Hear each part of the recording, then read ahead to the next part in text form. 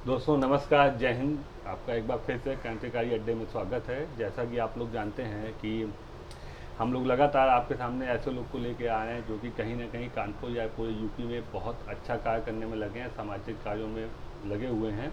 इसी सिलसिले में हमारे साथ राजीव जी हैं जो कि कानपुर में परिवर्तन से जुड़े हैं। एक ऐसा नाम परिवर्तन जिसको हर कोई जानता है और बहुत अच्छा कार्य करते हैं। सबसे पहले उनका परिचय जानते हैं और आगे से उनसे चर्चा करते हैं। राजीव जी नमस्कार, स्वागत है आपका। नमस्कार आशीष जी। सर्वप्रथम मैं चाहूँगा कि आप अपना परिचय हमारे व्यूअर्स को दें। मैं राजीव मनशा रमानी हूँ और कानपुर का वासी हूँ, born and brought up in Kanpur. और परिवर्तन से जुड़ा हूँ पिछले 5 साल से। और सबसे पहले तो मैं धन्यवाद देना चाहूँगा कि आपने मुझे बुलाया यहाँ पे। Thank you.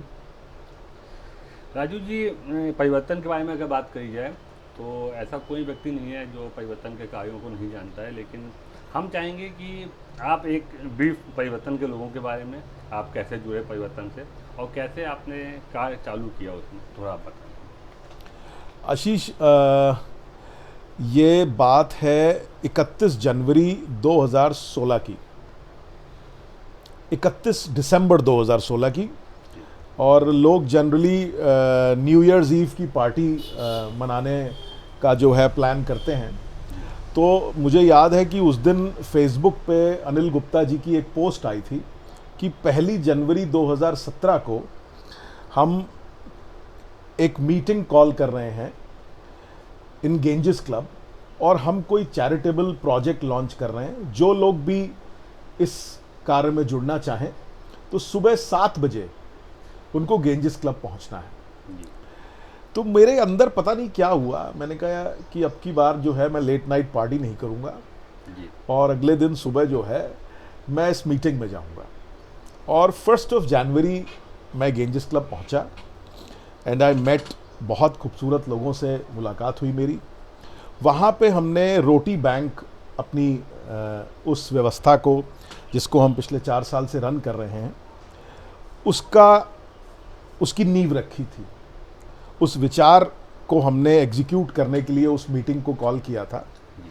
एंड उस दिन से मैं परिवर्तन से जुड़ा था और मेरा इन्वॉल्वमेंट परिवर्तन में रोटी बैंक के मार्फत ही हुआ। और बस तब से सिलसिला चल रहा है एंड दैट्स हाउ वो जर्नी प्रारंभ हो गई हमारी भी। राजीव जी, कोविड का टाइम है, काफ़ी लोगों को खोया है हमने और काफ़ी मतलब खराब दौर गया पिछला 1 डेढ़ महीना। लेकिन इस कोविड के दौरान भी परिवर्तन ने काफ़ी ऐसे कार्य किए हैं और करती जा रही है लगातार, जो कि सामाजिक हित के लिए हैं और बहुत ही बेनिफिशियल हैं।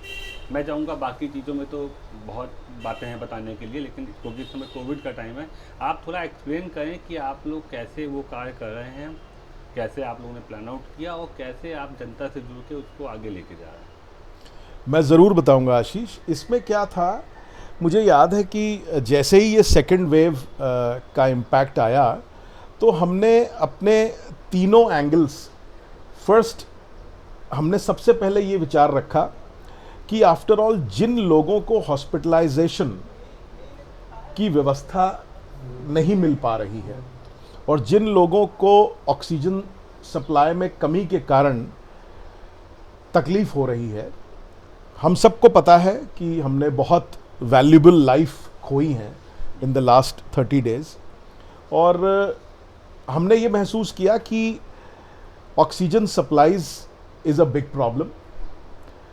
तो हमने सबसे पहले फंड रेजिंग का कार्यक्रम प्रारंभ करते हुए परिवर्तन के चैप्टर के मार्फत, इंटरनेशनल हमारा प्रेजेंस है। कुछ हमारे कानपुर के ऐसे लोग हैं जो इंटरनेशनली प्रेजेंट हैं, उन्होंने बहुत कंट्रीब्यूट किया। और हम लोगों ने दूसरी नॉन प्रॉफिट ऑर्गेनाइजेशंस के साथ जुड़ के करीबन 325 ऑक्सीजन कॉन्सेंट्रेटर्स कानपुर में मंगवाए। और इन 325 ऑक्सीजन कॉन्सेंट्रेटर्स को हमने 3 व्यवस्थाओं के अंतर्गत डिप्लॉय किया। पहली व्यवस्था थी, हमने करीबन 50 ऑक्सीजन कॉन्सेंट्रेटर्स स्वरूप नगर में अपना एक कैंप कार्यालय बनाया है। जी।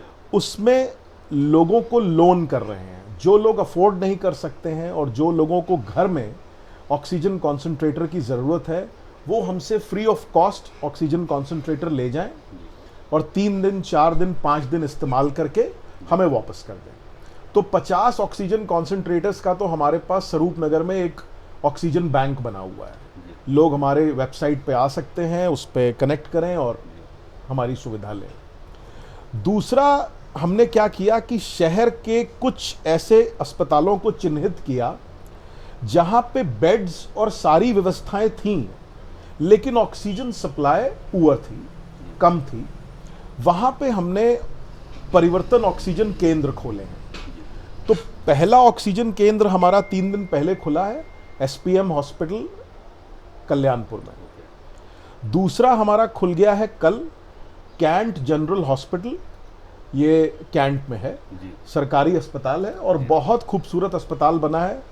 मेरे को लगता है कि मैंने सरकारी अस्पताल ऐसा कानपुर में नहीं देखा, बहुत खूबसूरत है। इसके बाद हमारा तीसरा जो ऑक्सीजन केंद्र आ रहा है वो चुन्नीगंज में अपोलो हॉस्पिटल है, उसमें हम स्थापित कर रहे हैं। इस तरीके से हम 6 ऑक्सीजन केंद्र स्थापित करेंगे सो दैट शहर के लोगों को जिनको ऑक्सीजन की कमी हो रही थी उनको तुरंत ऑक्सीजन कॉन्सेंट्रेटर के मार्फत ऑक्सीजन सप्लाईज मिल सके। तीसरा, हम लोगों ने सबने महसूस किया कि अब कोविड का जो ये इम्पैक्ट है, कोविड की जो ये परेशानी है, शहरों से हटके गांव की तरफ चला गया है और रूरल एक्सेप्टेंस जो डिजीज की तरफ एक भय की प्रवृत्ति बनी हुई है गांव में, उस चीज को दूर करने के लिए हमने कम्युनिटी हेल्थ सेंटर्स जो वहां पे सीएचसीज हैं वहां पे टाई अप किया है। कानपुर के कमिश्नर साहब से, कानपुर के सीएमओ साहब ने हम लोगों को बहुत मदद की है, कमिश्नर साहब का आशीर्वाद रहा है। तो कल हमारा रूरल ऑक्सीजन केंद्र बिल्हौर में इनॉग्रेट हो रहा है, जहां पे हम 10 ऑक्सीजन कॉन्सेंट्रेटर्स दे रहे हैं, ऑक्सीमीटर्स दे रहे हैं और कुछ होम आइसोलेशन की मेडिकल किट्स भी देंगे। मुझे पूरा विश्वास है कि हमारे कानपुर देहात के वासी जो अभी तक इस डिजीज से अलग अलग भ्रांति रखी हुई है वो आगे आएंगे, और अगर किसी को भी सांस फूलने की किसी प्रकार की भी कोई तकलीफ है तो प्लीज़ उनको कम्युनिटी हेल्थ सेंटर्स में आना चाहिए, अपना चेकअप कराना चाहिए। वहाँ डॉक्टर्स हैं, वहाँ ऑक्सीजन कॉन्सेंट्रेटर्स हैं। मुझे नहीं लगता कि अब कोई परेशानी है। इसके बाद हम सरसौल में भी इनॉग्रेट करेंगे और हमारा पूरा प्रयास है कि करीबन 10 कम्युनिटी हेल्थ सेंटर्स हम हर जगह ऑक्सीजन कॉन्सेंट्रेटर्स देकर के स्थापित कर लेंगे। तीसरी मुहिम हमारी वैक्सीनेशन के प्रति है। पिछले 4 दिन से जब से ग्रीन पार्क में प्रशासन ने ये वैक्सीनेशन ड्राइव प्रारंभ की है तो परिवर्तन के करीबन 20 वॉलंटियर्स वहाँ डेडिकेटेड हैं। वहाँ की व्यवस्थाएं, वहाँ का पानी, वहाँ का खाना, बेचारे 4-4 घंटे लोग वहाँ खड़े हैं धूप में। तो हमारी वॉलंटियर्स की टीम डेडिकेटेड है और मेरी तरफ से सबको एक सॉफ्ट अपील है कि कोरोना में या तो सब सेफ हैं या कोई सेफ नहीं है। सो प्लीज़ अपने आप को वैक्सीनेट कराएं और बड़ी आसानी से स्लॉट मिल रहा है ग्रीन पार्क में इस टाइम पे, एंड प्लीज़ वैक्सीनेट कराएं। राजू जी, मैं थोड़ा और डिटेल में आपसे जानना चाहूँगा क्योंकि बहुत से व्यूवर्स हैं जो कुछ भाषा नहीं समझ पाते कि भाई ऑक्सीमीटर क्या है या ऑक्सीजन ये सिलेंडर कब यूज़ होता है या कैसे मिलेगा या कैसे जाना है। तो अगर आपसे अप्रोच करेंगे, बात करें जब बिहाफ ऑफ परिवर्तन, तो अगर कोई कुछ चाहे वो रूरल एरिया का हो चाहे वो सिटी का, वो कैसे आप तक अप्रोच करे? देखिए, हमारी हेल्प डेस्क का नंबर है और हेल्प डेस्क का नंबर हमारी एक वैन है जो हमने डेडिकेट की हुई है, जो रोज़ रूरल एरियाज़ में कुछ गाँव में कुछ किलोमीटर्स कवर करती है, जो अवेयरनेस स्प्रेड कर रही है। उस हेल्प डेस्क पे वो फ़ोन कर सकते हैं और सारी जानकारी in respect of community health centres की हमें सेवाएं कहाँ से किस तरीके की मिलेंगी। अगर हमारी सांस फूल रही है या हमें बुखार है या हमें किसी और तरीके का कोई सिम्टम है या किसी और तरीके की परेशानी है तो वो बात करें, हम उनको नियरेस्ट जो सामुदायिक चिकित्सा केंद्र है वहाँ तक पहुँचवाएंगे और पूरी मदद हमारा हेल्प डेस्क करेगा। अगर बात करी जाए परिवर्तन की, तो क्या आपके भविष्य के प्लान है, क्योंकि काफ़ी कम समय में आपने काफ़ी कुछ ऐसा किया है कानपुर के लिए और कानपुर के आसपास के ज़िलों के लिए, जो कि अपने आप में तारीफ़ काबिल है। तो हम चाहेंगे यहाँ कुछ आप डिस्क्लोज करें कि आगे आप क्या करना चाह रहे हैं बड़ा। आशीष, अभी तो सबसे बड़ा चैलेंज ही कोविड है और कोविड को अरेस्ट करना है। किसी तरीके से हमें मैक्सिमम पॉपुलेशन कानपुर देहात की हम लोग अगर उसको वैक्सीनेट करा पाएँ, सबसे प्रबल प्रयास हमारा इसी डायरेक्शन में रहेगा।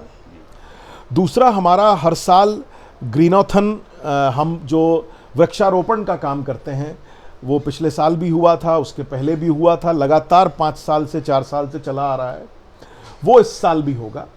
तो हम लोग ऑलरेडी सर्वे प्रारंभ हो चुका है। कानपुर की कुछ ऐसे एरियाज़ को हम टारगेट करते हैं जहाँ पे जो रेजिडेंट्स हैं, जो वहाँ के नागरिक हैं, उनको इन्वॉल्व करके हम वहाँ का परिवर्तन चैप्टर क्रिएट करते हैं, जिससे जो प्लांट हम लगा रहे हैं, जो सैपलिंग हम लगा रहे हैं, उसके साथ हम ट्री गार्ड भी देते हैं। वो प्लांट जीवित रहे, वो प्लांट पेड़ में परिवर्तित हो। ये तभी हो सकता है जब वहाँ के नागरिक हमारे साथ थोड़ा सहयोग करें। और उम्मीद है इस साल भी हमारा ग्रीनोथन का चैप्टर अच्छा परफॉर्मेंस देगा। बाकी हमारी सफाई के अभियान 4 वार्ड्स में पिछले 12 साल से चलते चले आ रहे हैं, वो आगे भी चलेंगे। वो लगातार अपने कामों में कमिटेड है। राजीव जी, अंत में हम चाहेंगे कि जो भी व्यूअर्स आपको देख सुन पा रहे हैं, उनके लिए आप क्या मैसेज देना चाहेंगे? मेरा मैसेज तो बस इतना ही है दैट इसी शहर ने, इसी व्यवस्था ने हमको इतना बड़ा किया है। आई मीन हमने सब कुछ इसी व्यवस्था में रह करके सीखा है। तो एक गुजारिश है, एक अपील है, एक छोटा सा सुझाव है कि उस व्यवस्था में अगर हम हफ्ते में 1 घंटा, केवल 1 घंटा दें किसी भी एक्टिविटी में, चाहे सफाई में, चाहे ग्रीनरी में, चाहे रोटी बैंक में, चाहे कोविड रिलीफ में, किसी में भी हम 1 घंटा देना चाहें, तो हम इस समाज को, इस व्यवस्था को, इस कार्य प्रणाली को बेहतर कर सकते हैं। और मेरे ख्याल से समाज को वापस देना ही हमारा एक सबसे बड़ा कर्तव्य है। सो दैट्स इट, यही मैसेज है मेरा। राजीव जी, आप यहाँ पे आए, आपका बहुत बहुत धन्यवाद। और हम ऐसे ही चाहेंगे कि जैसे आप लोग अच्छे से अच्छा करते जा रहे हैं कानपुर के लिए, लगातार ऐसे ही आप आगे बढ़ते रहें और कानपुर के लिए अच्छा कुछ बेहतर करते रहें। थैंक यू आशीष, आपका बहुत बहुत thank you so much Ashish, thank you. आप थे राजीव जी, जो कि परिवर्तन से जुड़े हैं। और परिवर्तन एक ऐसा नाम जो कि किसी चीज़ का मोहताज नहीं है जानने के लिए। और उन्होंने पिछले कुछ सालों में कानपुर में बहुत से ऐसे परिवर्तन लाए हैं जो कि आप देखना चाहें देख भी सकते हैं, महसूस करना चाहें महसूस भी कर सकते हैं। ये एपिसोड आपको कैसा लगा ज़रूर बताएं। अगले एपिसोड में आपसे फिर मिलते हैं, तब तक के लिए जय हिंद, जय भारत, नमस्कार।